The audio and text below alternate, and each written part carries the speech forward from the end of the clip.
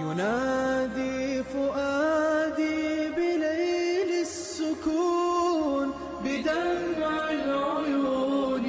براجع الصدى لك خۆشەویستەکانم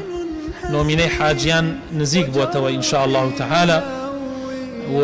ڕۆژوگرتنی نۆمینەی حاجیان سنەتی پێغەمبەرە صلی الله عليه وسلم لە چەند حەدیثێکە هاتووە کە پێغەمبەر صلی الله عليه وسلم هەر نۆ ڕۆژەکەی حاجیانی گرتووە یعنی نۆمینەی حاجیان لەو ڕۆژەوە دەستی پێکە کە دە ڕۆژی ئەمێنێتە جەژن دە ڕۆژی ئەمێنێتە جەژن ئەگەر بتوانی ئینشاء الله بەقەدەر توانە هەر نۆکەی بگرە ئەگەر بۆت کرا ئەگەر نەتوانی چەند ڕۆژێکیشی بگری دووشەمەکان و پێنجشەمەکانی ناوی بگری ئەگەر هەر بۆت نەکرا ڕۆژی ئەخیری ڕۆژی عەرەفە لە دەست خۆت مەدە چونکە ڕۆژی عەرەفە ئەبێتە کەفارەتی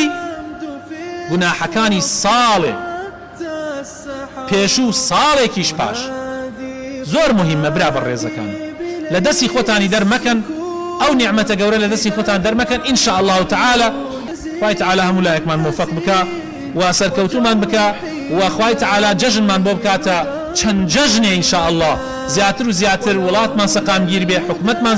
سەقامگیر بێ نیشتمانمان سەقامگیر بێ خوای تعالىش لە حەسادەت و لە ئێرەیی دوژمنەکانمان بمان پارێزێ. ألم تر كيف ضرب الله مثلا كلمة طيبة كشجرة